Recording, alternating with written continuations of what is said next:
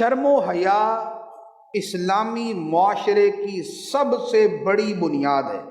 ہمارے اوپر کفار نے بڑے مظالم کیے، اپنے مذہب کے بڑے لوگوں کو بھیجا تاکہ معاذ اللہ مسلمانوں کو مرتد بنا دے، دین کے بارے میں شک میں ڈال دیں، یہ سارا کچھ کرا لیا، لیکن مسلمان ڈٹے رہے، دین سے جڑے رہے، مسجدیں آباد رہی، دین پہ عمل ہوتا رہا۔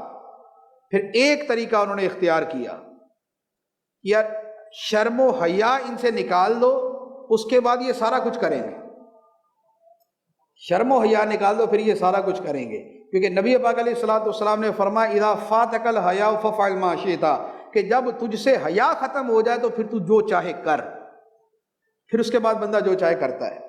تو اب کیا ہے، اب شرم و حیا کا جو حملہ ہے، یعنی بے حیائی کا جو حملہ شرم و حیا پہ ہے، اب اسے ہر طرف سے کر دیا گیا۔ اب کیا اخبار، کیا میڈیا، کیا سوشل میڈیا، کیا انٹرنیٹ، کیا فلمیں، کیا ڈرامے، کیا گانے، کیا ایڈورٹائزمنٹ، کیا بل بورڈز، کیا جناب کوئی چھوٹی موٹی 2 روپے کی کوئی شے خرید لیں، اس کی پنی کے اوپر بھی تصویر کو بے حیائی کی دیں گے۔ بسکٹ بیچیں گے، ناچ کے بیچیں گے، تیل بیچیں گے، ناچ کے بیچیں گے، بوتل بیچیں گے، ناچ کے بیچیں گے، صابن بیچیں گے، ناچ کے بیچیں گے، شیمپو بیچیں گے، ناچ کے بیچیں گے، چائے کی پتی بیچیں گے، ناچ کے بیچیں گے۔ یہ ساری کی ساری چیزیں، مردانہ چیزیں بیچیں گے تو بھی عورتوں کو نچوا کے بیچیں گے۔ تو معاشرے سے شرم و حیا ختم ہو جائے، اب اس کے بعد اس معاشرے کا اسلام سے تعلق جو ہے نا وہ مریل سا رہ جاتا ہے۔ پھر اس کے بعد یہ جو لذت نفس ہے، یہ جو خواہش نفس ہے، پھر اس کے ذریعے ایمان بآسانی کمزور کیا جا سکتا ہے، اور شاید کسی گناہ کے ذریعے اسلامی معاشرے کو اتنا تباہ نہیں کیا جا سکتا جتنا اس کے ذریعے کیا جاتا۔ اور یہ ہر طرف سے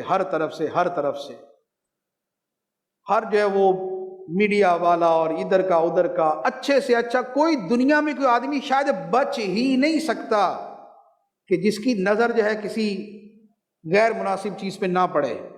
آخر گھر سے کہیں تو جانا ہے نا، مسجد تو آئیں گے، مسجد آنے کے اندر دکانوں پہ بورڈ لگے ہوں گے، روڈ پہ بورڈ لگے ہوں گے، آپ کہیں آئے جائیں گے، بڑے بڑے روڈوں کے اوپر بورڈ لگے ہوں گے، آپ کسی دکان پہ جائیں گے، اس کے اوپر جو وہ لگا ہوا ہوگا، کوئی سامان خریدیں گے، اس کی سامان کی جو اشیاء رکھی ہوئی ہیں وہاں پر کوئی نہ کوئی تصویر بنی ہوئی ہوگی۔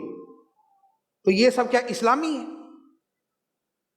یہ ننگے سر اور جو ہے یہ کھلے بدن، یہ کیا اسلامی ہے چیز ہے؟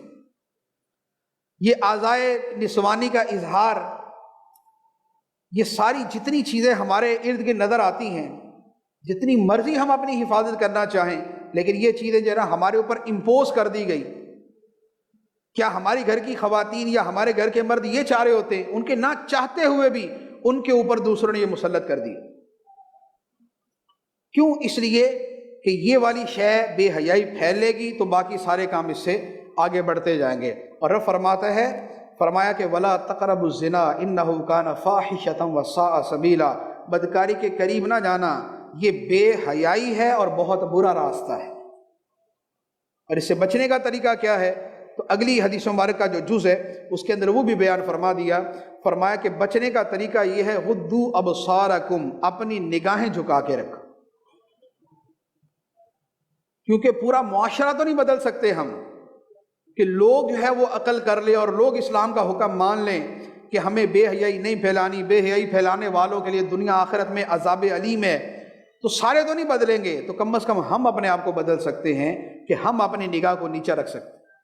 اور حدیث میں فرمایا کہ جو کسی جگہ پہ بد نگاہی کر سکتا ہو لیکن پھر اپنی نگاہ کو بچا لے، اللہ تعالیٰ اسے ایمان کی مٹھاس عطا فرمائے گا،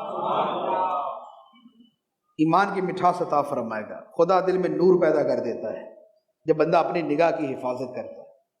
تو نگاہ کی حفاظت کرنا یہ اتنا اہم ہے۔